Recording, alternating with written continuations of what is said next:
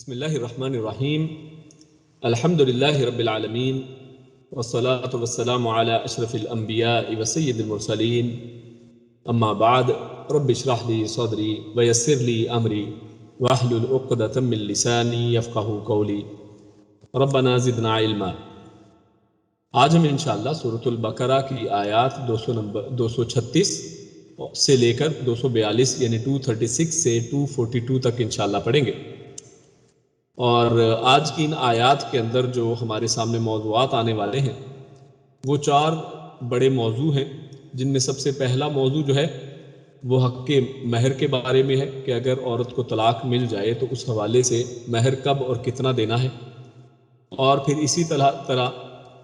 اللہ رب العزت نے اسی طلاق کے موضوعات کے درمیان میں نماز کا بھی موضوع اللہ رب العزت نے رکھا ہے، اور خصوصاً صلاۃ وسطیٰ اس کی حفاظت اور اس کی بات اللہ رب العزت نے کی ہے۔ پھر اس کے ساتھ اس کے اگلی آیت میں اللہ رب العزت نے جو صلاۃ الخوف ہے، خوف کی حالت میں جو پڑھی جانے والی نماز ہے، اس کا ذکر کیا ہے، اور چاہے حالت خوف کی ہو اس میں بھی نماز کی پابندی کا حکم دیا ہے۔ اور پھر آج کے درس کے آخر میں انشاءاللہ جو آخری موضوع رہے گا وہ بیوہ کے حوالے سے ہے کہ جب کوئی عورت جو ہے اس کا خاوند فوت ہو جائے تو پھر اس کا قیام وہ کہاں پر رہ سکتی ہے، اور اس کے حوالے سے جو مسائل اللہ رب العزت نے ذکر کیے ہیں وہ انشاءاللہ ان کا تذکرہ ہوگا۔ تو درس کا آغاز کرتے ہیں۔ حق مہر کب اور کتنا لیا جائے گا، اس حوالے سے جو اللہ رب العزت نے قرآن کریم کے اندر آیت شروع میں بیان فرمائی ہے، اعوذ باللہ من الشیطان الرجیم، لا جناح علیکم ان طلقتم النساء ما لم تمسوہن۔ لا نہیں، جناح یہ وہی لفظ جو بار بار پچھلی دفعہ بھی آیا ہے، یعنی نہیں کوئی گناہ، علیکم تم سب پر، علا اوپر کو کہتے ہیں، اور کم یہ جمع ہے تم کی، یعنی تم سب پر کوئی گناہ نہیں ہے، اور یہ مردوں کو کہا جا رہا ہے کیونکہ کم کا صیغہ جو ہے یہ مرد کے لیے ہے، اور کننا اگر ہو تو وہ عورتوں کے لیے استعمال ہوتا ہے کہ تم سب مردوں پر کوئی حرج نہیں ہے، کوئی گناہ نہیں ہے، ان اگر طلقتم، طلق یہ طلاق کا لفظ ہے، اور تم یعنی تم سب پر اگر تم طلاق دو، النساء نساء عورتوں کو، یعنی عورتوں کی جمع جو ہے وہ نساء کے ساتھ کہی جاتی ہے، النساء عورتوں کو، ما لم ما کے لم نہیں یا نہ، تمسوہن تا تم کے لیے ہے، مس کہتے ہیں چھونے کو، ٹچ کرنے کو، اور یہاں پر جمع کا صیغہ ہے مسو، یعنی تم چھوؤ ان کو، ہن عورتوں کو، یعنی جب تک کہ تم ان عورتوں کو نہ چھوؤ، ما لم تمسوہن کہ اگر تم نے ان عورتوں کو نہ چھوا ہو۔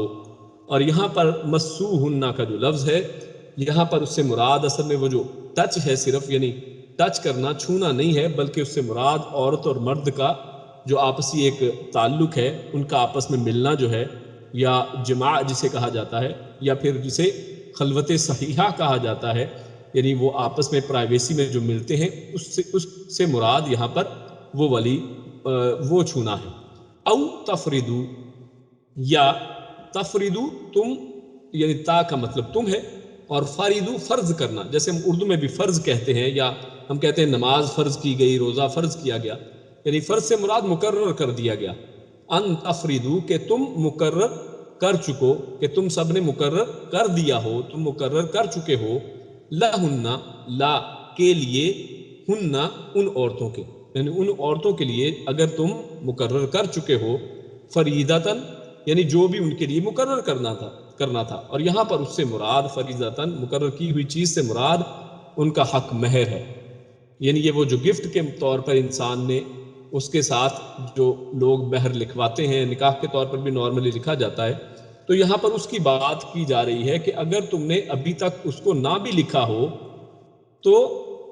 ومتیو، اور کہا او تفریدو، یعنی یا تو نہ آپ نے ان کو چھوا ہو، او یا تفریدو لہن فریدتاً، یا ان کا مہر مقرر کیا ہو، یعنی نہ ہی ان کو چھوا ہو اور نہ ہی ان کا مہر مقرر کیا ہو، اور اس سے پہلے اگر تم عورتوں کو طلاق دے دو تو پھر کیا ہے، ومتعوہن، اور متعو یہ متاع سے ہے، جیسے مال و متاع کا لفظ استعمال کیا جاتا ہے، تو یہ متاع یعنی فائدے کی چیزیں جو ہوتی ہیں، تو وَمَتِّعُوهُنَّ، تو تم سب فائدہ پہنچاؤ ہن، ان عورتوں کو، یعنی اگر تم ان عورتوں کو ان کے چھونے سے پہلے اور اس کے ساتھ ساتھ ان کے مہر مقرر کیے جانے سے پہلے اگر طلاق دے دو تو پھر تمہیں کیا کرنا ہے؟ وَمَتِّعُوهُنَّ، تو چاہیے کہ تم ان کے لیے کچھ فائدہ انہیں پہنچا دو. لیکن اللہ رب العزت نے شروع میں لا جناحہ بھی کہا ہے، جو انشاءاللہ تفصیل میں آئے گا کہ لا جناحہ اس آیت کے اندر جو کہا جا رہا ہے کہ ان کو جب تم طلاق دے دو ایسی حالت میں کہ نہ تم نے انہیں چھوا تھا اور نہ ہی مہر مقرر کیا تھا،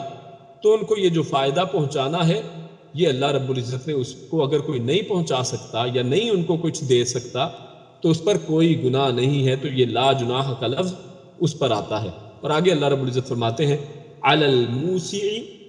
یعنی اگر تم ان کو فائدہ پہنچانا چاہو، یعنی اگر تم کچھ دے سکتے ہو تو پھر علی الموسع، علی اوپر، موسع کہتے ہیں وسیع، جیسے پچھلی آیت میں بھی ہم نے پہلے پڑھا ہے. تو وسیع یعنی سے یہ لفظ نکلا ہے، یعنی وسیع، کشادگی ہونا، خوشحالی ہونا. تو علی الموسع یعنی جو کشادگی والا ہے، جو خوشحال ہے، یعنی جو ایسا شخص ہے جس کے پاس مال و دولت ہے تو اس مال و دولت والے کشادہ اور خوشحال شخص کے اوپر ہے قادرہ. قادر کہتے ہیں اصل میں گنتی کو یا گن لینے کو یا ایک چیز کو مقرر کر لینے کو. قادرہ اس کی قدرت کے مطابق، اس کی طاقت اور حیثیت کے مطابق، ہو اس شخص کی، یعنی اس شخص جو خوشحال ہے، مال والا ہے، پیسے والا ہے، تو وہ اپنی طاقت، اپنی حیثیت کے مطابق جو ہے وہ کچھ نہ کچھ خرچ کرے اور اس عورت کو کوئی فائدہ پہنچائے، مہر کی رقم اس حساب سے دے دے. وَعَلَى الْمُقْتِرِ، اور علی اوپر، المقتر، مقتر کہتے ہیں تنگ دست کو، یعنی جس کا اپنا ہاتھ بڑا تنگ ہے، یعنی جس کے پاس اتنا مال و دولت نہیں ہے، پیسے نہیں ہیں، قادرہ، تو اس کا بھی اس کی قدر کے مطابق، اس کی طاقت کے مطابق، اس کو جتنی قدرت ہے، جتنی چیز کا وہ مالک ہے، جتنا وہ کر سکتا ہے، اس کے لیے بھی اللہ رب العزت یہاں پر اس کو بھی کہہ رہے ہیں کہ اگر تم بھی کرنا چاہو تو اپنے مطابق، اپنی حیثیت کے مطابق تم بھی خرچ کر سکتے ہو. متاعن، اور یہ فائدہ پہنچانا ہے، یہ نکرہ ہے یہاں پر، یعنی یہ جو فائدہ ہے بالمعروف، یعنی جتنا بھی پہنچایا جائے وہ بالمعروف، وہ اچھے طریقے سے ہونا چاہیے، یعنی اس کے اندر نیک نیتی شامل ہو اور بھلائی، اور اس کے اندر جو ہے فائدہ پہنچانے کا جو دل کے اندر ہے وہ چیز، یہ وہ ہونی چاہیے. اور حقاً، یہ حق ہے، علی المحسنین، احسان کرنے والے، نیکی کرنے والے. اور محسنین کا جو لفظ ہے یہ حسین اور حسن سے نکلتا ہے، یعنی بڑا ہی خوبصورت، بڑی ہی زبردست چیز ہے، بڑی ہی یعنی نیکی. اور اسی وجہ سے اس حسن کے لفظ سے محسن یا محسنین، اللہ رب العزت نے قرآن کریم میں بہت سی جگہوں پر یہ لفظ استعمال کیا ہے کہ نیکی کرنے والوں کے لیے اس کو کہا جاتا ہے، کیونکہ نیکی ایک بڑی ہی خوبصورت اور بڑی ہی بھلی چیز اور اچھی چیز ہے.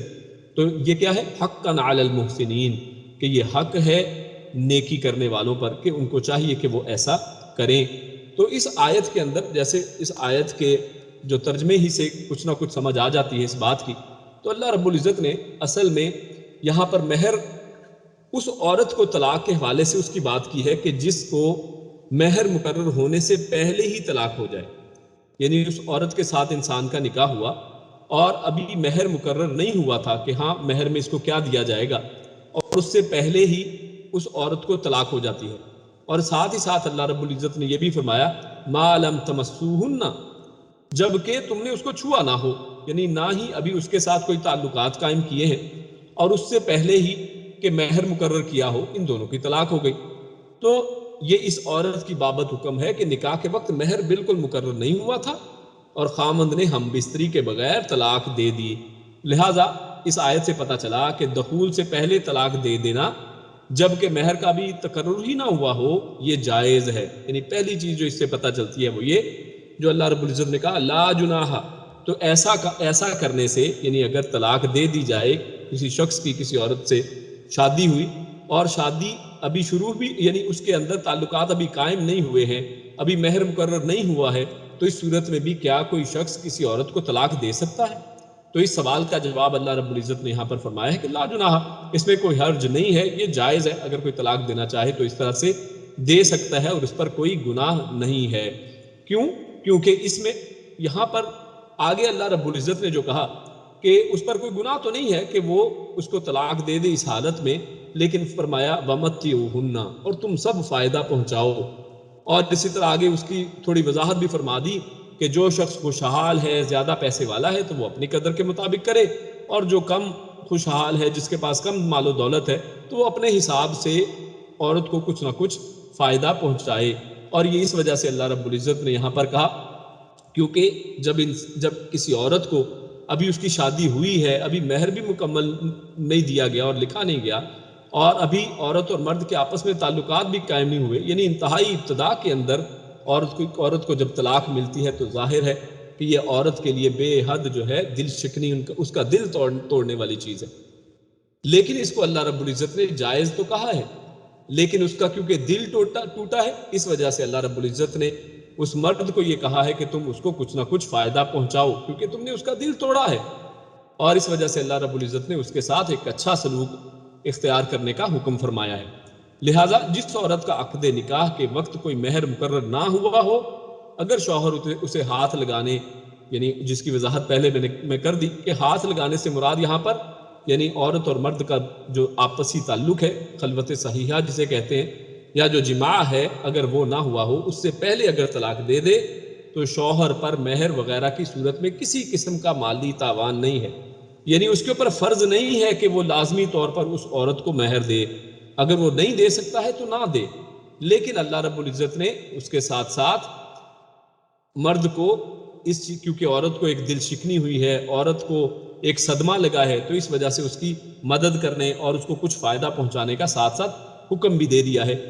تو اس حوالے سے جیسے اللہ رب العزت نے فرمایا وَمَتِّعُوهُنَّ، تو اس لفظ کے اندر یہ ساری چیز ہے کہ تم اس کو کچھ نہ کچھ فائدہ پہنچاؤ۔ تو اس حالت میں اگر انسان شوہر کسی عورت کو طلاق دیتا ہے تو اس کے لیے ضروری ہے یا اس کے لیے رخصت ہے کہ وہ چاہے تو اس کو دے اور چاہے تو اس کو نہ دے، اور اگر وہ دیتا ہے تو یہ اس کے لیے بہتر ہے اور یہ اس کو فائدہ پہنچانے والی بات ہے۔ اور یہ جو انسان اس عورت کو فائدہ پہنچاتا ہے، یہ جو متاع اس کو دیتا ہے، یہ اس کی اعانت جو کرتا ہے، اس کو متاع طلاق بھی کہا جاتا ہے۔ یعنی اس اصطلاحاً جو فقہا ہیں وہ اس عمل کو یا اس طرح کی جو فائدہ پہنچانے کو، اس مہر کی ادائیگی کو، حالانکہ اس شخص پر فرض نہیں تھی،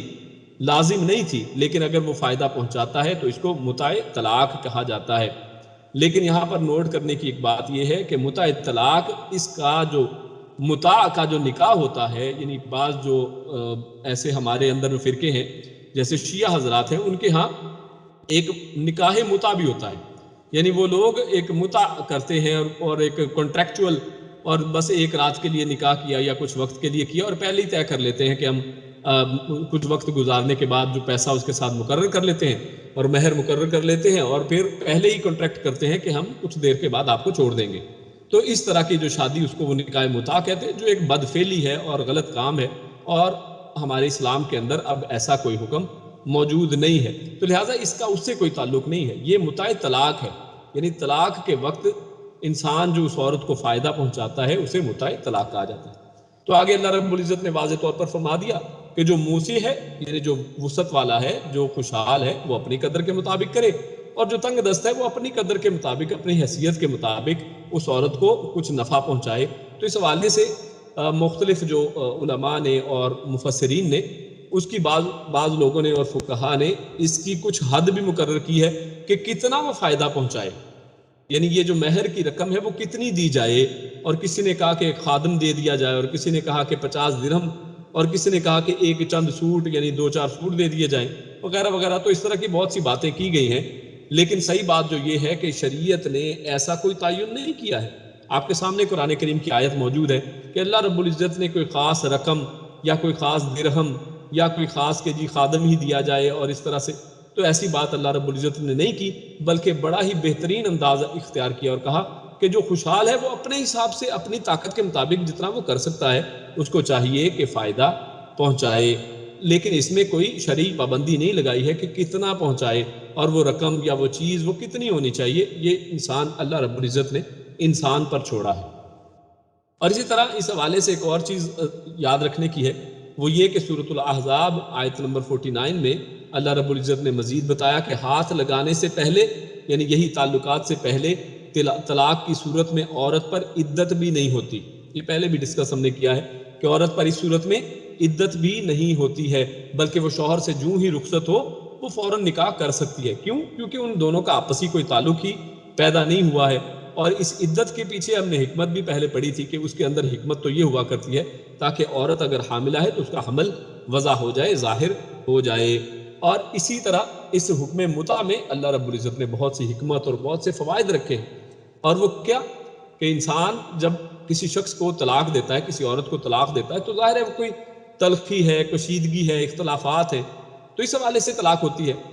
اور جبکہ اللہ رب العزت نے اس صورت میں بھی جب آپس میں تلخیاں ہیں اور آپس میں اختلافات ہیں، اللہ رب العزت نے وہاں پر بھی احسان کرنے کا حکم دیا ہے، اور عورت بھی وہاں پر بھی دلجوئی کا حکم دیا ہے، اور عورت کے ساتھ وہاں پر بھی احسان کرنے کا اللہ رب العزت نے حکم دیا ہے. اور اس کے پیچھے کیا حکمت ہے؟ کیونکہ مستقبل میں بعض اوقات جب انسان ایسا نہیں کرتا ہے تو بہت سی پریشانیاں ان دونوں گھرانوں کے اندر اور دونوں لوگوں کے کو تو چھوڑ دیں، کیونکہ اب تو ان کا کوئی تعلق نہیں رہا ہے، دونوں کے اندر طلاق ہو گئی، لیکن بعض اوقات یہ دونوں میاں اور بیوی آپس میں رشتہ دار بھی ہوا کرتے ہیں. اور ہمارے ہاں تو یہ بڑا عام ہے کہ ہم لوگ رشتہ دار اور چچا اور ماموں اور بھتیجے اور اس طرح سے آپس میں تعلقات ہیں،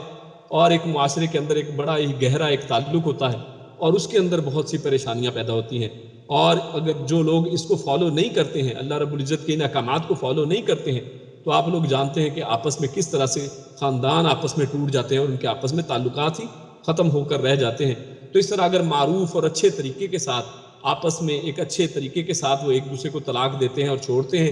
تو پھر اللہ رب العزت نے اس کے اندر ایک خاندانی سسٹم جو ہے اور معاشرے کا ایک بہترین ہی طریقہ کار جو ہے نا اس کے اندر رکھا ہے.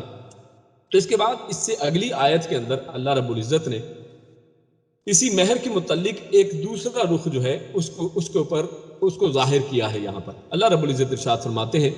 وَإِن طَلَّقْتُمُوهُنَّ اور ان اگر طَلَّقْتُمُوهُنَّ طلق تم طلاق دو، طلقتمو یعنی تم سب اگر طلاق دو، ہننا ان عورتوں کو، من قبلی من سے قبلی پہلے، ان کہ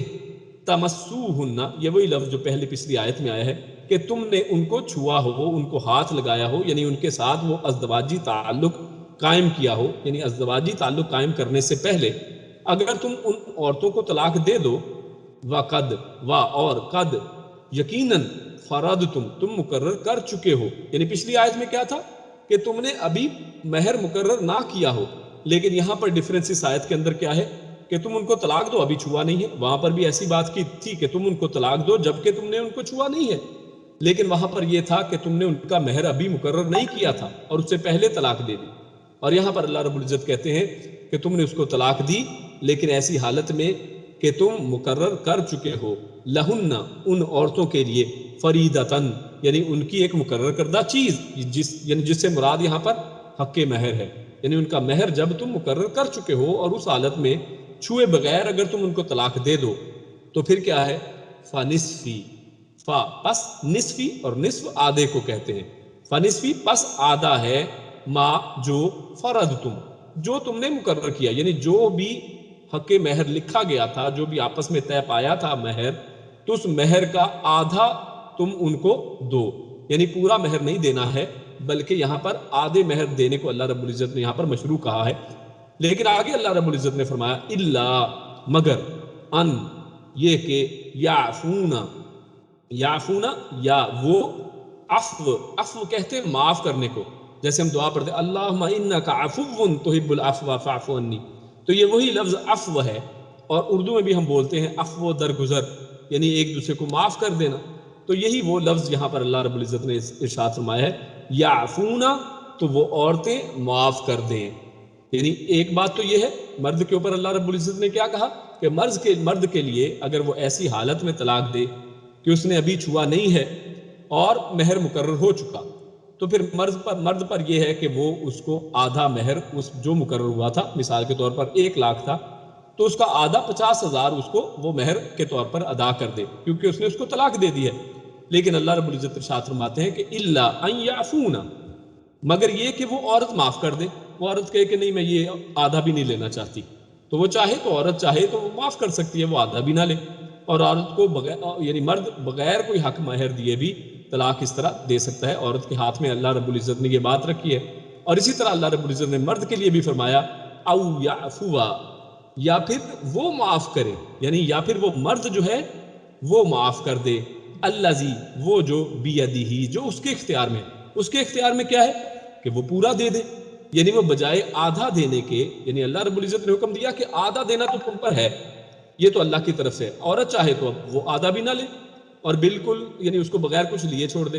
یا پھر مرد جو ہے وہ جو اس کے اختیار میں اس کو معاف کر دے. مطلب یہ کہ وہ اس کو پورے کا پورا دے، بجائے آدھا دینے کے زیادہ دے، یعنی ایک اچھا کام کرے، بہتر کام کرے، اور آدھا دینے کے بجائے پورے کا پورا جو مہر لکھا گیا تھا وہ پورا، اگر 1 لاکھ لکھا گیا تھا تو پورا 1 لاکھ وہ دے دے. تو یہ اللہ رب العزت یہاں پر ارشاد فرماتے ہیں. اور کب الذی بیدہ عقدۃ النکاح، عقد نکاح ہے. تو یہ عقد نکاح یعنی جب یعنی شادی اور یہ ہو چکی ہے، تو اس حوالے سے اس صورت میں انسان یہ کام کرے گا. اور ان، یہ کہ تعفو،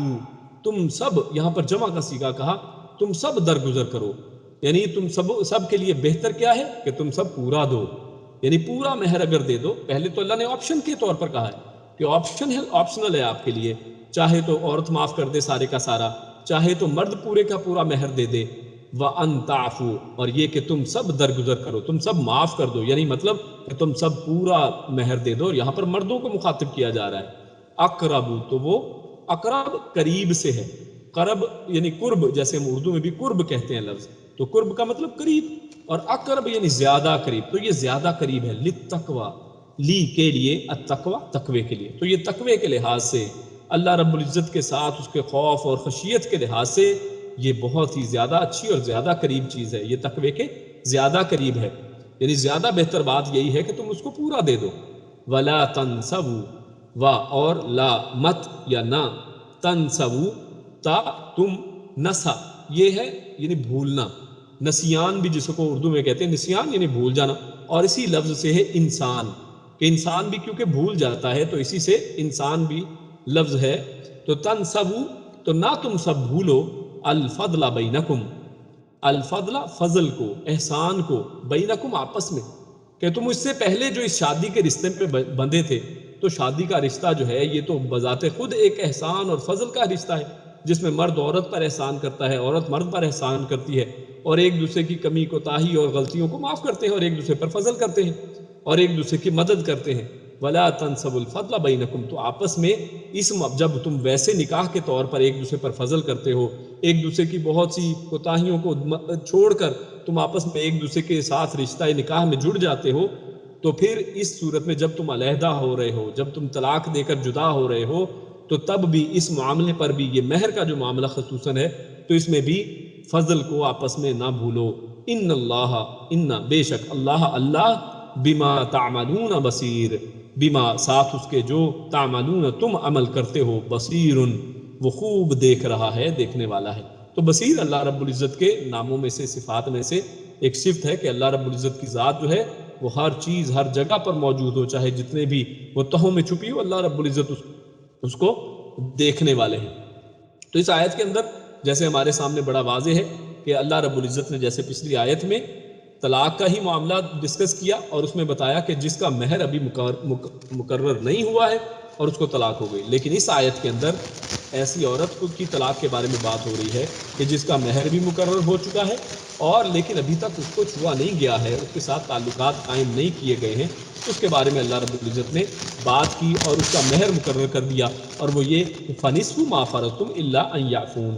کہ وہ نصف ہے کہ آدھا اس کو مہر دینا ہے، ہاں الا یہ کہ وہ عورتیں جو ہیں وہ اس کو معاف کر دیں، اس کو چھوڑ دیں، تو یہ ممکن ہے. یا اور اس کے بعد اللہ رب العزت نے ارشاد فرمایا او یعفو الذی بیدہ عقدۃ النکاح، یعنی خاوند جو ہے، اور یہاں پر کیونکہ مرد کا ذکر ہے تو مرد جس کے ہاتھ میں عقدۃ النکاح، اور جو نکاح کی گرہ ہے وہ کس کے ہاتھ میں ہوتی ہے؟ مرد کے ہاتھ میں، کیونکہ مرد جب چاہے تو اس نکاح کی گرہ کو طلاق کے ذریعے کھول سکتا ہے. تو لہٰذا بیدہ عقدۃ النکاح، نکاح کی گرہ جس کے ہاتھ میں، یعنی مراد مرد ہے، تو مرد یا پھر وہ معاف کر دے جو مرد ہے، اور وہ نصف حق مہر، یعنی جو اس نے روک رکھا تھا، یعنی اس عورت کو صرف نصف دیا تھا، وہ اس نصف کو بھی دے دے اور پورے کا پورا مہر اس عورت کو ادا کر دے. تو اللہ رب العزت نے زیادہ بہتر کرنے کے بارے میں بھی اس مرد کو بھی اس کے اندر یعنی اس کو پروموٹ کیا ہے کہ یہ وہ کام اس کو کرے. وَأَن تَعْفُوا أَقْرَبُ لِلتَّقْوَىٰ، اور اگر یہ مرد جو ہے اور یہ عورت آپس میں دونوں ایک دوسرے کے ساتھ، لیکن خصوصاً یہاں پر مرد کی پھر ذکر ہے، شوہر کا ذکر یہاں پر، کیونکہ جو یہاں پر تعفو کا لفظ ہے یعنی تعفونا یا یعفونا کی بجائے تو یہ مردوں کے لیے استعمال ہوتا ہے، لہٰذا مردوں کو اللہ رب العزت نے دوبارہ ترغیب دلائی ہے اور وہ یہ کہا ہے کہ زیادہ بہتر بات تو یہی ہے کہ انسان پورا مہر عطا دے اور یہی تقوی کے زیادہ قریب اور تقوی والی بات ہے. اور آگے اللہ رب العزت نے ارشاد فرمایا وَلَا تَنْسَوُا الْفَضْلَ بَيْنَكُمْ، کہ آپس میں تم فضل کو نہ بھولو، کیونکہ یہ رشتہ جو ہے یہ ہے ہی فضل کا رشتہ ہے، یہ احسان کا رشتہ ہے، ایک دوسرے کے ساتھ بہتر طریقے تعلقات کا رشتہ ہے. تو جب تم نے اس نکاح کے رشتے میں فضل کیا ہے ایک دوسرے کے ساتھ، تو یہاں پر مہر کے معاملے میں بھی ایک دوسرے کے ساتھ فضل کا معاملہ کیا جائے. تو یہاں پر ایک مسئلہ جو ہے اس کو سمجھ لیں، وہ یہ کہ اگر شوہر، یہاں پر تو بات ہو رہی تھی کہ ہاتھ لگانے سے قبل جو ہے وہ طلاق دے، لیکن اگر شوہر ہاتھ لگانے سے قبل وفات پا جائے،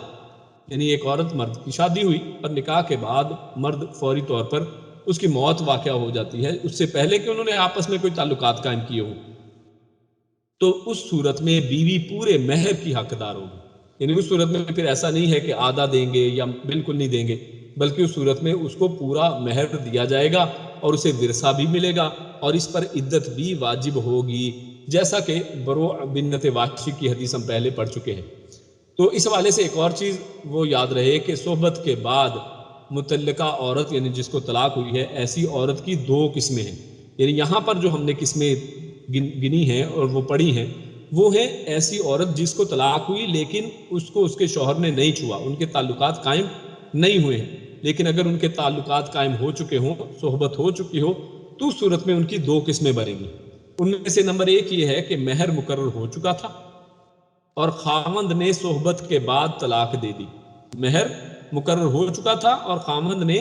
صحبت کے بعد طلاق دے دی، اور اس صورت میں سورۃ البقرہ آیت نمبر 229 جو پہلے ہم پڑھا ہے اس کے مطابق پورا مہر دینا ہوگا. اللہ رب العزت نے ارشاد فرمایا وَلَا يَحِلُّ لَكُمْ أَن تَأْخُذُوا مِمَّا آتَيْتُمُوهُنَّ شَيْئًا، کہ تم کچھ بھی جو تم نے ان کو دیا ہے اس میں سے کچھ بھی واپس نہ لو. تو اس حوالے سے میں سمجھ میں آئی بات، پتہ چلی کہ جس کا مہر مقرر ہو چکا تھا، خاوند نے صحبت کے بعد اس کو طلاق دی، تو اس صورت میں پورا مہر دینا ہے. اور دوسری صورت یہ ہو سکتی ہے کہ عقد کے وقت یعنی نکاح کے وقت مہر مقرر نہیں تھا مگر صحبت کے بعد طلاق دی. یعنی یہ دونوں صورتیں ایسی ہیں کہ صحبت ہو چکی ہے اور عورت کو طلاق ہو گئی، اور پہلی یہ تھی کہ مہر مقرر ہو چکا تھا، اگر مقرر ہو گیا تو پورے کا پورا دینا ہے. اور دوسری صورت یہ ہے کہ عقد کے وقت یعنی نکاح کے وقت مہر مقرر نہیں تھا لیکن صحبت واقع ہو چکی اور پھر طلاق دے دی، تو اس صورت میں عورت مہر مثل کی حقدار ہوگی. یعنی مہر مثل سے مراد کیا ہے؟ یعنی جتنا مہر عموماً اس کے خاندان کی عورتوں کا مقرر ہوتا ہے، یعنی ان کے دائیں بائیں وہ دیکھ لے کہ اس کی بہنوں کا کتنا مقرر ہوا تھا، یا ان کے خاندان میں جو دوسری اس کی کزنز ہیں یا ان کے ارد گرد جو لوگ ہیں انہی دنوں میں ان کا کتنا مہر مقرر ہوا تھا، تو اس کے مثل انہی کے مطابق اس کو بھی مہر جو ہے وہ دے دیا جائے اور اس کے مطابق اسے مہر دلوایا جائے، جیسا کہ سورۃ النساء کی آیت 24 میں اس کی تفصیل موجود ہے. تو اس حوالے سے مزید تفصیلات دیکھی جا سکتی ہیں. تو اس کے بعد اللہ رب العزت نے اگلی آیت کے اندر صلاۃ الوسطیٰ یعنی درمیانی نماز جو ہے اس کی حفاظت کا حکم دیا ہے. تو آئیے دیکھتے ہیں اللہ رب العزت قرآن کریم میں ارشاد فرماتے ہیں حافظو، حافظ کہتے ہیں حفاظت کرنے والے کو. حفظ جیسے ہم قرآن مجید کو حفظ کرتے ہیں یعنی محفوظ اور حفاظت میں رکھنا، تو حافظ حفاظت کرنے والا، اور یہاں پر جمع کا صیغہ ہے حافظو، تم سب حفاظت کرو. یعنی یہاں پر فعل امر ہے اور حکمیہ ہے، اللہ رب العزت حکم دے رہے ہیں کہ تمہیں سب کو چاہیے کہ تم حفاظت کرو. علی اوپر الصلاۃ، الصلاوات نمازوں کی جمع ہے، یہاں پر صلاۃ اس کے جمع الصلاوات یعنی نمازوں کی حفاظت کرو. یعنی عمومی طور پر کیا ہے تمہارے لیے حکم کہ تم تمام نمازوں کی حفاظت کرو، اور خصوصاً والصلاۃ الوسطیٰ، اور الصلاۃ خصوصاً یہ جو ایک نماز ہے، یہاں پر اب اللہ رب العزت نے ایک نماز کی بات کی، پہلے تھا صلوات اور اب ہے صلاۃ. والصلاۃ اور نماز الوسطیٰ جو درمیانی ہے، اور درمیانی نماز کی حفاظت خصوصی طور پر کرو. اس کو علیحدہ سے اللہ رب العزت نے ذکر فرمایا ہے اور فرمایا وَقُومُوا وا اور قوموا، اور یہ بھی حکمیہ ہے، فعل امر ہے، اور تم سب کھڑے ہوا کرو للہ اللہ کے لیے، قانتین، قانتین یعنی ادب کے ساتھ، بڑی نیاز مندی کے ساتھ، بڑے ہی جھک کر اور بڑے ہی اچھے طریقے سے ادب کے ساتھ تم اللہ رب العزت کے سامنے کھڑے ہوا کرو۔ ایک مختصر سی آیت ان لمبی آیات کے درمیان میں آئی ہے، تو اللہ رب العزت نے اس آیت کے اندر کیا ارشاد فرمایا ہے؟ نماز کا ذکر فرمایا، اور نمازوں کی حفاظت کا یہاں پر ذکر فرمایا ہے۔ تو اس حوالے سے شاہ عبد القادر محدث دہلوی رحمہ اللہ وہ فرماتے ہیں کہ درمیانی نماز سے مراد یہاں پر جو کہا گیا ہے، اس سے مراد کیا ہے؟ عصر ہے، کہ دن اور رات کے درمیان میں ہے، اور اس کی پابندی پر زیادہ زور دیا، اور طلاق کے حکموں میں نماز کا ذکر فرما دیا۔ یعنی ایک بڑی نوٹ کرنے کی اہم بات ہے کہ پیچھے طلاق کے حکم چل رہے ہیں، آگے بھی تقریباً اسی طرح کی آگے باتیں آ رہی ہیں، بیوہ کی بات آ رہی ہے اور اس کے حقوق کی بات آ رہی ہے، تو ان کے درمیان میں نماز کا ذکر اللہ رب العزت نے کیوں فرمایا ہے؟ تو انہوں نے فرمایا کہ اس کا حکمت اللہ رب العزت نے وہ یہ رکھی ہے اس کے اندر کہ نماز کا ذکر فرما دیا کہ دنیا کے معاملات میں غرق ہو کر عبادت کو نہ بھول جاؤ۔ یہ تمام معاملات تو دنیا کے معاملات ہیں، ایسا نہ ہو کہ عورت کے اوپر یہ غم ہے کہ اس کو طلاق ہوئی ہے، تو اس حالت میں اس غم کے اندر نمازیں بھول جائے، اور اسی طرح مرد کیونکہ ان معاملات کے اندر بزی ہے، تو اس کو یہ نہیں چاہیے کہ وہ نمازوں کو بھول جائے، بلکہ نمازوں کی حفاظت کرو، کیونکہ نماز جو ہے نماز ہی کے ساتھ مدد ملتی ہے، کہ نماز جو ہے انسان کے وہ یعنی اللہ رب العزت نے قرآن کریم میں ارشاد فرمایا ہے کہ تم مدد چاہو اللہ رب العزت سے، وَاسْتَعِینُوا بِالصَّبْرِ وَالصَّلَاةِ، صبر اور نماز کے ساتھ اللہ رب العزت سے مدد طلب کرو۔ تو نماز کو کسی حالت میں بھی نہیں چھوڑنا ہے، چاہے انسان کتنا بھی مشغول ہو اور مصروف ہو، اور خصوصاً عصر کی پابندی کا حکم اس لیے زیادہ دیا ہے کہ اس وقت دنیا کا شغل زیادہ ہوتا ہے،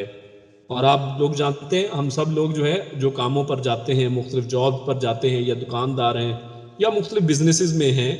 تو ان سب کی واپسی کا عموماً ٹائم، یا پھر جو کہہ لیں کہ اس وقت سستی کا بھی ٹائم ہوتا ہے اور یہ واپسی کا بھی وقت ہوتا ہے، اور اس دوران اکثر نماز عصر کو بھلا دیا جاتا ہے اور اس کے اندر پس و پیش کی جاتی ہے اور سستی دکھائی جاتی ہے۔ تو اللہ رب العزت کے اس کے لیے خصوصاً اسی لیے فرمایا کہ اس کی خصوصی طور پر حفاظت کرو، کیونکہ زیادہ لوگ اس کو ضائع کرتے ہیں۔ اور حفاظت سے مراد اصل میں کیا ہے کہ حفاظت کرنے کا حکم اللہ رب العزت نے دیا ہے، تو حفاظت اصل میں ہے کیا؟ عبداللہ بن مسعود رضی اللہ تعالی عنہ بیان کرتے ہیں کہ میں نے رسول اللہ صلی اللہ علیہ وسلم سے پوچھا کہ تمام اعمال میں سے اللہ تعالیٰ کو کون سا عمل محبوب ہے؟ تو آپ صلی اللہ علیہ وسلم نے ارشاد فرمایا کہ نماز، یعنی سب سے زیادہ محبوب عمل کیا ہے؟ نماز اپنے وقت پر ادا کرنا، یعنی ایک نماز جو ہے، اور کون سی نماز؟ جو اس کے وقت پر ادا کی جائے، اس کو اس کے وقت پر ادا کرنا، یہ اللہ کو سب سے زیادہ محبوب عمل ہے، اور اس کو بخاری نے روایت کیا ہے۔ اور اس کے بعد اللہ رب العزت نے یہ جہاں جو ارشاد میں وَالصَّلَاةُ الْوُسْطَىٰ، تو اس کے متعلق اختلاف ہے، مگر جمہور علماء کے نزدیک اس سے عصر کی نماز مراد ہے، یعنی اس میں مختلف اور بھی رائے ہیں کہ صلاۃ الوسطیٰ سے مراد کیا ہے، لیکن جمہور کے نزدیک اور صحیح احادیث جو ہیں وہ اسی طرف اشارہ کرتی ہیں اور اسی کی تائید کرتے ہیں کہ اس سے مراد اصل میں عصر ہی ہے، جیسے بخاری، مسلم اور سنن کی مختلف کتابوں کے اندر صحابہ سے یہ روایت ہے کہ رسول اللہ صلی اللہ علیہ وسلم نے غزوہ احزاب کے موقع پر فرمایا کہ شغلونا عن الصلاة الوسطى صلاة العصر ملأ اللہ بیوتہم وقبورہم نارا۔ صحیح مسلم کی یہ حدیث ہے، اللہ کے نبی صلی اللہ علیہ وسلم نے ارشاد فرمایا کہ انہوں نے ہمیں صلاۃ الوسطیٰ یعنی عصر کی نماز سے روک دیا۔ اب بڑی واضح طور پر صحیح مسلم کی صحیح ترین حدیثوں کے اندر اللہ رب العزت کے پیارے رسول نے یہ ارشاد فرما دیا ہے کہ یہ صلاۃ وسطیٰ جو ہے یہ اصل میں عصر کی نماز ہے، کہ انہوں نے ہمیں عصر کی نماز سے روک دیا، اللہ تعالیٰ ان کے گھروں اور قبروں کو آگ سے بھر دے۔ تو بہت سے صحابہ کے آثار سے بھی اسی طرح کی یہی بات جو ہے ثابت ہوتی ہے کہ صلاۃ الوسطیٰ سے مراد اصل میں عصر ہی کی نماز ہے۔ اور ابن عمر رضی اللہ تعالیٰ عنہ بیان کرتے ہیں کہ رسول اللہ صلی اللہ علیہ وسلم نے ارشاد فرمایا کہ جس کی عصر کی نماز فوت ہو گئی گویا اس کا اہل و عیال اور مال لوٹ لیا گیا، یعنی اس کا اہل و عیال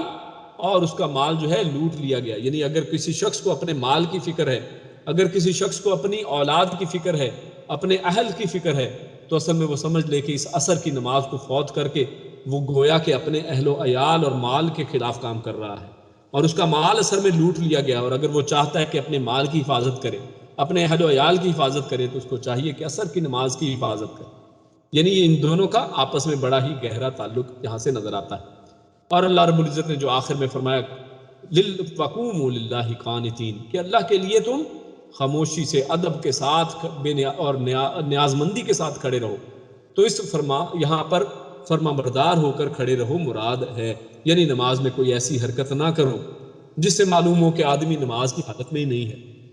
یعنی ادب کے ساتھ کھڑا ہونا کیا ہے کہ انسان پوری توجہ کے ساتھ نماز کے اندر کھڑا ہو.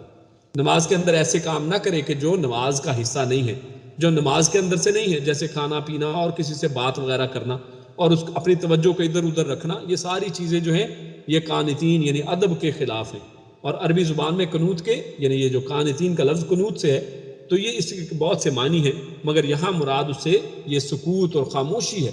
یعنی خاموشی بھی ایک ادب کا ایک بہترین نمونہ ہے کہ انسان خاموشی سے بات کو سنے، کیونکہ یہ نماز جو ہے اللہ اور اس کے رب کے درمیان میں یہ ایک مکالمہ اور بات چیت ہے. جیسا کہ ایک حدیث میں سورۃ الفاتحہ کا ترجمہ اللہ کے نبی صلی اللہ علیہ وسلم نے، بلکہ صحیح حدیث قدسی ہے کہ جب اللہ رب العزت انسان کہتا ہے کہ الحمدللہ تو اللہ رب العزت اس کا جواب دیتے ہیں کہ حمدنی عبدی. اور اسی طرح ایک آیت کا اللہ رب العزت جیسے جیسے انسان تلاوت کرتا چلا جاتا ہے اللہ رب العزت اس کا جواب دیتے ہیں. تو اس لیے اس میں بڑا ہی ادب ہونا چاہیے اور بڑا ہی احترام اور سکوت اور خاموشی اس کے اندر ہونی چاہیے. زید بن ارقم رضی اللہ تعالیٰ عنہ فرماتے ہیں کہ ہم نماز میں ایک دوسرے سے بات کر لیا کرتے تھے. کوئی بھی شخص اپنے دوسرے بھائی سے جو نماز میں ہوتا اپنی کسی ضرورت کے لیے بات کر لیا کرتا. یعنی شروع میں اس طرح سے تھا یہاں تک کہ یہ آیت نازل ہوئی. یہی جو آیت ہے ہم پڑھ رہے ہیں، حافظوا علی الصلاۃ والصلاۃ الوسطیٰ وقوموا للہ قانتین، کہ تم ہمیں خاموش رہنے. اور تو پھر یہاں پر یعنی اس یہ آیت جب نازل ہوئی تو پھر ہمیں خاموش رہنے کا حکم دے دیا گیا اور باتیں کرنے سے منع کر دیا گیا. اور اس حدیث کو بخاری اور مسلم نے روایت کیا ہے. تو اس سے ہمیں نمازوں کی حفاظت کا حکم یہاں سے ملتا ہے اور خصوصی طور پر عصر کی نماز کی حفاظت کرنے کا حکم ملتا ہے. اس کے بعد اللہ رب العزت نے نماز ہی کی بات چل رہی ہے تو نماز خوف کی بھی اللہ رب العزت نے یہاں پر بات کی ہے سرسری طور پر، اور فرمایا کہ خوف کی حالت میں بھی تمہیں نماز کی پابندی کرنی ہے. حتیٰ کہ تم جیسے خوف کی حالت یعنی مراد جیسے جنگ ہے تو جنگ کے اندر ایک ایسا سما ہوا کرتا ہے لیکن اس دوران بھی نماز کو نہیں چھوڑنا ہے. تو افسوس ان لوگوں پر ہے کہ جو نماز کو بالکل امن کی حالت میں چھوڑتے ہیں اور امن کی حالت میں بھی نماز کی طرف نہیں جاتے، اور ان کی توجہ اور ان کی روٹین اور ان کے اسکیجول کے اندر یہ نماز نام کی کوئی چیز ہی نہیں ہے. اور ہم لوگ نام کے مسلمان ہیں لیکن نماز کبھی ہمارے وہم و گمان میں بھی نہیں آئی ہے کہ یہ بھی اسلام کے اندر کوئی ریکوائرمنٹ ہے، اور یہ بھی کلمہ جو ہم نے پڑھا ہے اور اس کے اندر ایک ریکوائرمنٹ ہے. اور اللہ کے نبی صلی اللہ علیہ وسلم سے جو عبداللہ ابن عمر کی حدیث ہے جس میں اللہ کے نبی صلی اللہ علیہ وسلم عبداللہ ابن عمر فرماتے ہیں کہ اللہ کے نبی صلی اللہ علیہ وسلم نے یعنی فرمایا کہ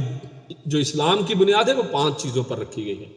کہ بنی الاسلام علی 5، اور اس میں سب سے پہلی شہادتین ہے یعنی اللہ اور اس کے رسول کی شہادت دینا، اور اس کے بعد جو سب سے پہلی چیز ہے وہ نماز کا حکم ہے. تو اس لیے نماز خوف کی حالت میں بھی ہو چاہے تو اس کی پابندی کا اللہ رب العزت نے حکم دیا ہے. جیسا کہ اللہ رب العزت نے ارشاد فرمایا فَإِنْ خِفْتُمْ پس ان اگر خفتم تمہیں خوف ہو، فَرِجَالًا پس رجالن تو پیدل یعنی اپنے رجلین کے اوپر، رجل کہتے ہیں قدم کو، پاؤں کو، تو فرجالن تو پیدل یعنی اپنے پاؤں کے ذریعے، او رکبانن یا سوار ہو،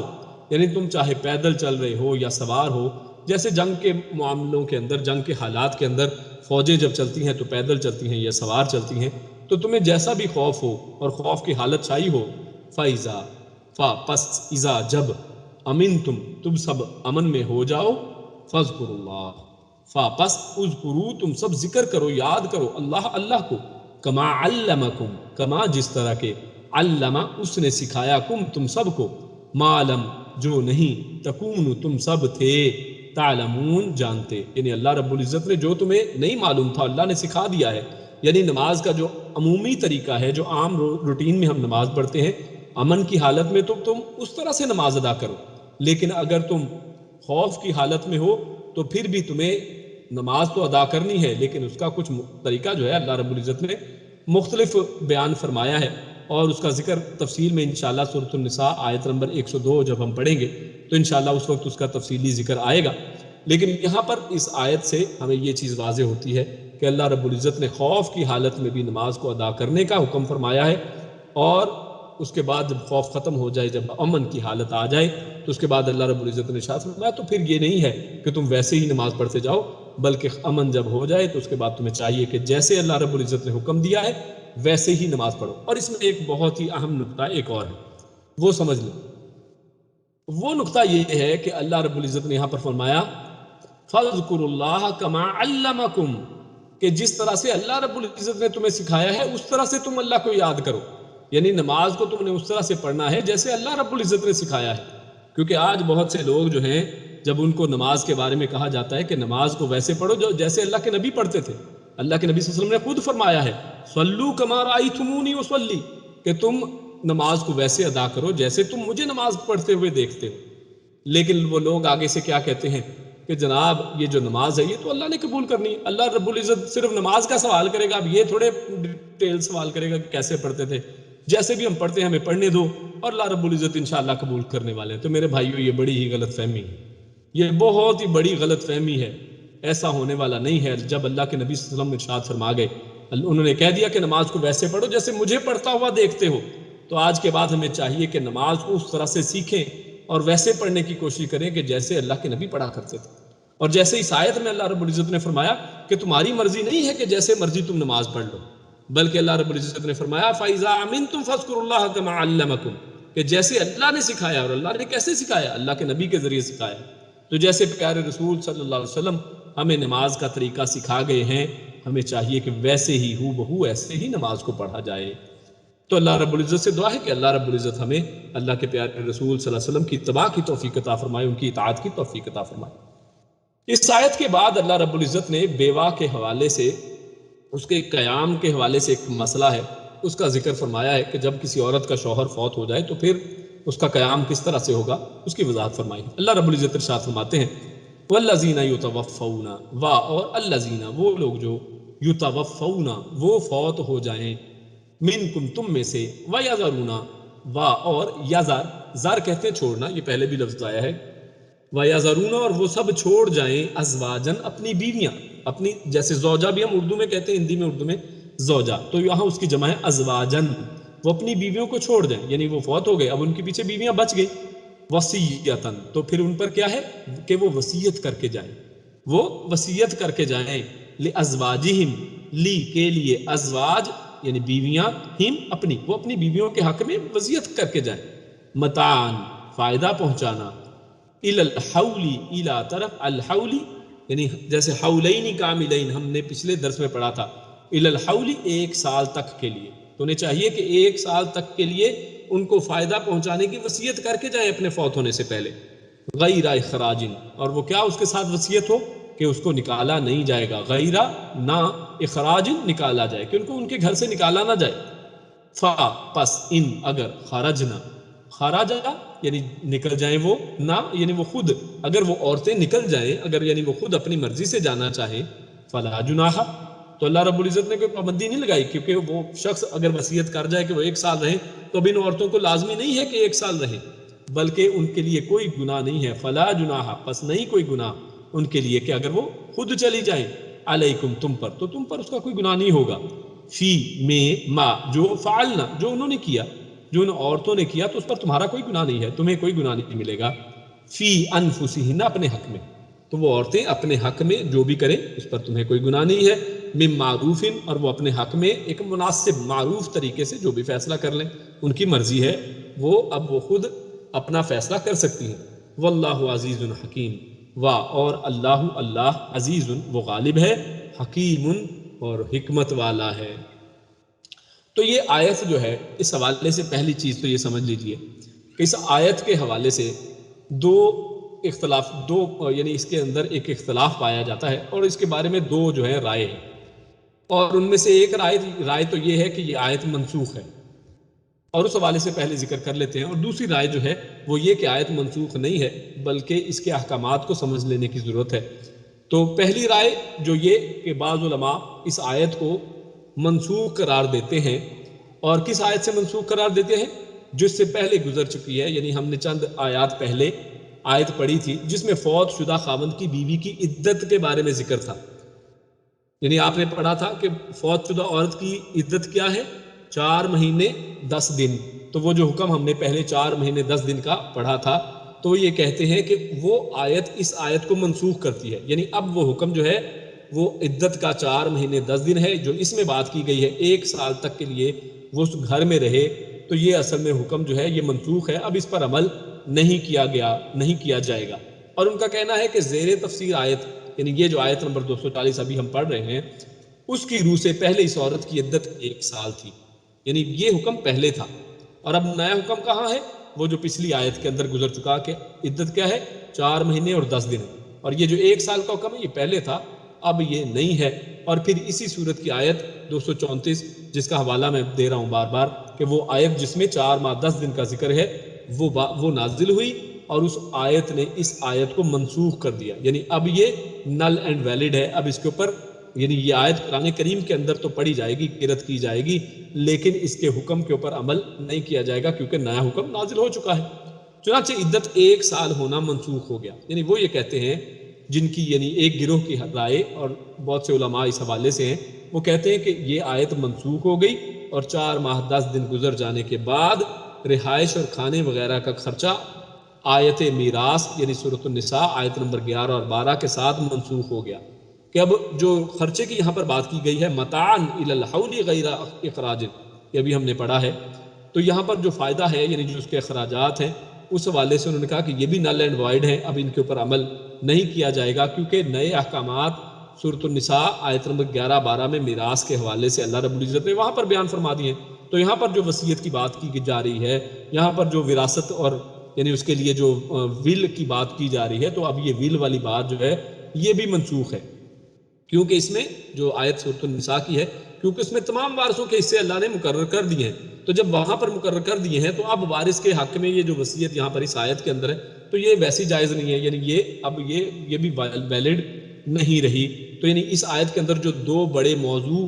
بیان کیے گئے ہیں، یعنی ایک تو یہ کہ اس عورت کو وہاں سے نکالا نہ جائے اور وہ 1 سال وہاں پر رہے، اور دوسرا موضوع یہ کہ اس عورت کو وصیت کی جائے، اس کے لیے جو مال و متاع کی بات کی گئی ہے، وراثت کی بات کی گئی ہے، ان دونوں ہی حوالے سے ان کا یہ موقف ہے کہ یہ جو ہے اب منسوخ ہے اور اس پر عمل نہیں کیا جائے گا، بلکہ 234 آیت نمبر 234 یعنی 4 ماہ 10 دن کی عدت والی بات جو ہے وہ لی جائے گی، اور نساء سورۃ النساء آیت نمبر 11-12 میں جو وراثت کے قوانین بتائے گئے ہیں، وارث بتائے گئے ہیں، اس کے مطابق وراثت کو تقسیم کیا جائے گا۔ تو یہ تھی اصل میں ایک یعنی علماء جو بہت سے علماء ہیں ان کی رائے۔ ان کے مقابل میں اس منسوخی کا جو موقف ہے کہ یہ آیت منسوخ ہو چکی ہے، اس کے برخلاف امام مجاہد بن جبر، شیخ الاسلام امام ابن تیمیہ رحمہ اللہ اور دوسرے بہت سے اہل علم جو ہے ان کی رائے، اور یہ تمام رائے کو حافظ ابن کثیر رحمہ اللہ نے بھی قوی ترین جو قرار دیا ہے، اور انہوں نے اپنی تفسیر کے اندر اس حوالے سے اسی طرف رجحان دکھایا ہے اور اسی کو زیادہ بہتر اور زیادہ احسن جو ہے انہوں نے کہا ہے۔ اور اس میں ایک اور بات بھی اس کے اندر آتی ہے، وہ کہتے ہیں کہ قرآن کی آیات کی ترتیب کا حسن بھی اس میں برقرار رہتا ہے، کیونکہ یہاں پر آپ دیکھیے کہ بعد کی آیت کو پہلے والی یعنی 234 نمبر والی آیت 240 کو منسوخ کر رہی ہے، یعنی بعد والی آیت کو پہلے والی آیت کیسے منسوخ کر سکتی ہے؟ تو اس میں ایک ترتیب کے اندر بھی ایک عجیب سا ایک اس کے اندر حسن نہیں رہتا ہے، تو لہٰذا حافظ ابن کثیر، امام ابن تیمیہ اور امام مجاہد رحمہ اللہ یہ تمام اور ان کے علاوہ دیگر بہت سے علماء ہیں، ان کی رائے مختلف ہے اوپر والی رائے سے، اور وہ یہ کہتے ہیں کہ اگر دونوں آیات کے الفاظ پر اگر غور کریں، جیسے آپ نے بھی ابھی ہم نے یہ آیت پڑھی ہے، تو پہلی آیت میں جو پہلے تھی جس میں اللہ رب العزت نے 4 مہینے 10 دن کی بات کی تھی، تو ایسی عورت 4 ماہ 10 دن نکاح نہیں کر سکتی، یعنی ایسی عورت جو ہے وہ 4 مہینے 10 دن یعنی وہ ایسی عدت تھی کہ جس کے اندر وہ عورت نکاح نہیں کر سکتی ہے،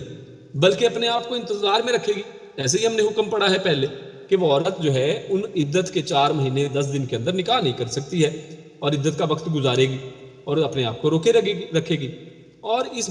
پورے عمل کو ہم کیا کہتے ہیں؟ عدت کہتے ہیں۔ جبکہ دوسری آیت، یہ والی آیت جو ہے جس کو ہم اب پڑھ رہے ہیں 240، اس آیت میں 1 سال اپنے آپ کو انتظار میں رکھنے اور نکاح نہ کرنے کا ذکر نہیں ہے۔ اللہ رب العزت نے ایسے نہیں کہا کہ وہ ضرور 1 سال کرے اور پھر اسی طرح جو ہے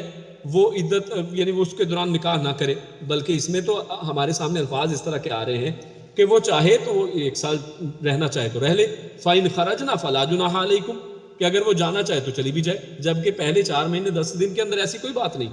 یعنی اس کے پاس کوئی آپشن نہیں ہے کہ وہ جانا چاہے تو چلی جائے، بلکہ اس کے اوپر لازم ہے کہ وہ 4 مہینے 10 دن رکی رہے، اور وہ ایک پراپر عدت کی بات ہو رہی ہے، جبکہ یہاں پر نہ ہی عدت کے کوئی الفاظ ہیں اور نہ ہی اس طرح سے کوئی اس کے حوالے سے کوئی باتیں ہو رہی ہیں، بلکہ یہاں پر تو آپشنل یہ بات کہی جا رہی ہے۔ تو یہاں پر نکاح کرنے کا بھی کوئی ذکر نہیں کہ وہ نکاح نہیں کر سکتی، بلکہ اللہ رب العزت نے یہاں پر فرمایا ہے کہ وہ فلا جناح علیکم فیما فعلن فی انفسہن من معروف، کہ وہ مناسب اچھے طریقے سے جو بھی اپنے بارے میں فیصلہ کرنا چاہتی ہے وہ کر لے۔ تو وہ یہ کہتے ہیں کہ اس آیت کی روح سے عدت 1 سال کیسے بن گئی؟ یعنی جب اس عدت کا لفظ ہی نہیں ہے تو پھر عدت کا یہاں سے کیسے پروف ہو گیا؟ تو پھر یہ کیسے منسوخ ہو گئی؟ تو اسی لیے صحیح بات یہی ہے کہ یہ پہلی آیت سے منسوخ نہیں ہوئی، یعنی اب یہ دونوں آیات اور دونوں جو ہیں مختلف رائے آپ کے سامنے ہم نے رکھ لی ہیں یہاں پر، اور اس حوالے سے آپ کے سامنے پوری وضاحت بھی کر دی ہے۔ تو اس حوالے سے جو موقف ہمارے سامنے واضح طور پر آتا ہے وہ یہ کہ یہ آیت منسوخ نہیں ہے، اور نہ ہی اس سے ترتیب میں کوئی خلل آ رہا ہے، کیونکہ یہ آیت جب منسوخ ہی نہیں ہے تو یہ اصل میں ڈیفرنٹ ایک ٹاپک کو ڈسکس کر رہی ہے یہاں پر۔ تو یہاں پر جو دوسرا ایک اور مسئلہ رہ جاتا ہے وہ یہ کہ نان و نفقہ، یعنی وہی جو متان ہے، یعنی جو اس کو فائدہ پہنچانا ہے، کھانا پلانے کا بندوبست کرنا ہے، اور رہائش کا منسوخ ہونا، اس کا وراثت میں حصے کا منسوخ ہونا، تو اگر اس کا کچھ حصہ تو یعنی اگر دوسری آپشن ایک یہ ہے جیسے کہ انہوں نے کہا کہ ایک آیت کو تو آیت نمبر 234 میں اور میراث کے حصے کو 109 آیت نمبر 11 اور 12 میں منسوخ کیا۔ تو وہ کہتے ہیں کہ اگر پہلا حصہ منسوخ سمجھ لیا جائے اور پہلے حصے کو یعنی کو تو منسوخ نہ سمجھا جائے، اور دوسرے حصے کو اگر یہ مان بھی لیا جائے کہ اس کو سورۃ النساء کی آیت نے منسوخ کیا ہے، لیکن زیادہ صحیح بات یہ ہے کہ یہ آیت ذرا بھی منسوخ نہیں ہے، اس میں کوئی بھی حصہ نہ وراثت کا حصہ منسوخ ہے اور نہ ہی اس کے اندر جو عدت کا جو لفظ وہاں پر استعمال کرتے ہیں علماء، اور یہاں پر جو اس کے لیے 1 سال وہاں سے نہ نکلنے کی بات کی گئی ہے، تو یہ دونوں ہی احکامات جو ہیں یہ اپنی جگہ پر محکم ہیں، یہ موجود ہیں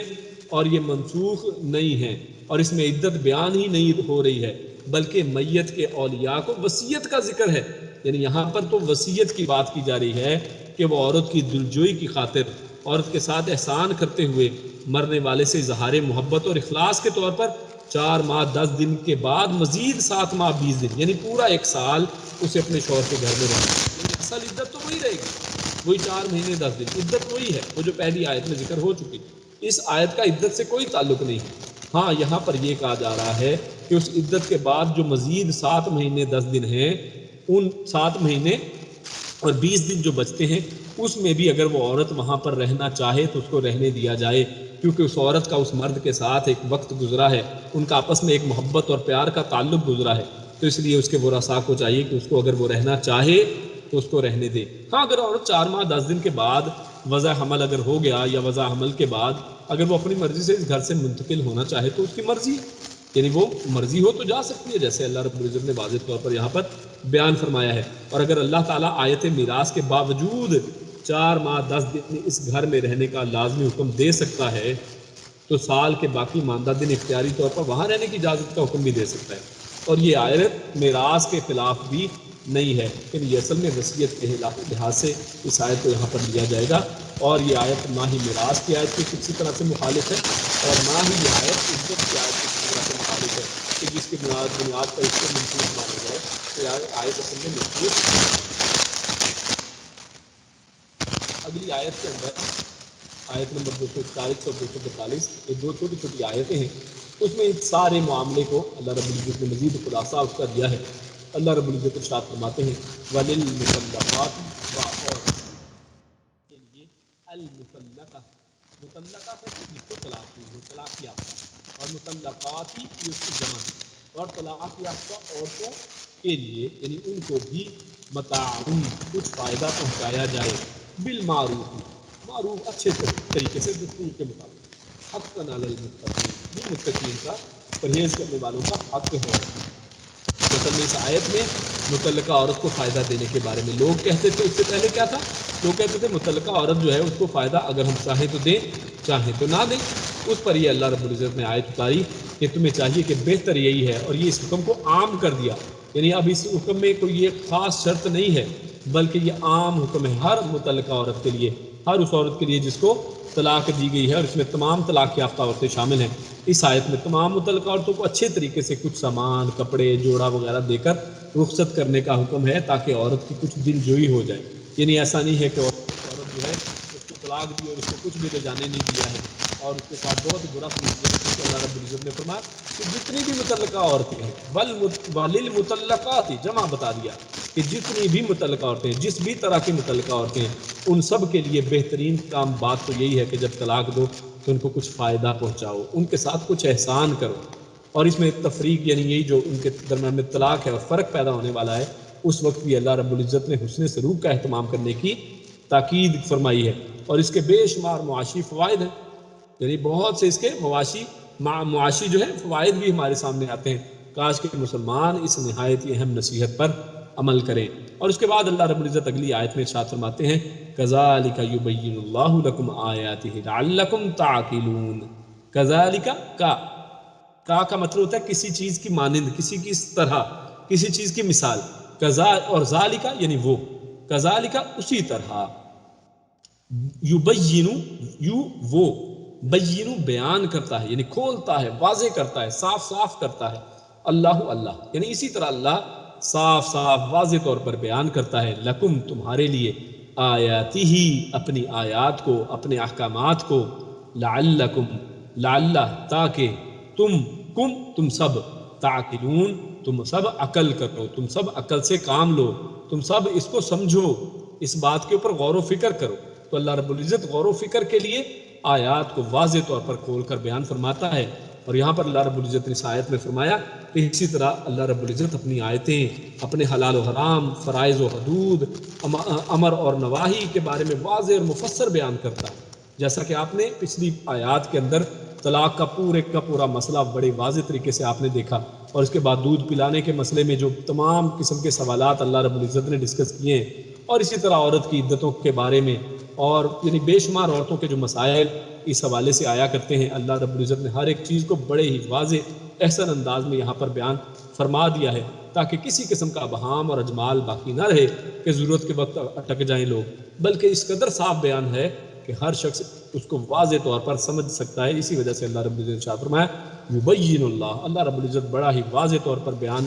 فرماتا ہے۔ اللہ رب العزت سے دعا ہے کہ اللہ رب العزت ہمیں جو کچھ یہاں پر کہا سنا اس کو سمجھنے اور اس پر عمل کرنے کی توفیق عطا فرمائے۔ اللہ رب العزت ہمیں نیک عمل اور اچھی سمجھ کی توفیق عطا فرمائے۔ سبحان ربک رب العزت عما یصفون وسلام علی المرسلین والحمد للہ رب العالمین۔ جزاکم اللہ خیرا وبارک اللہ فیکم۔ السلام علیکم ورحمۃ اللہ وبرکاتہ۔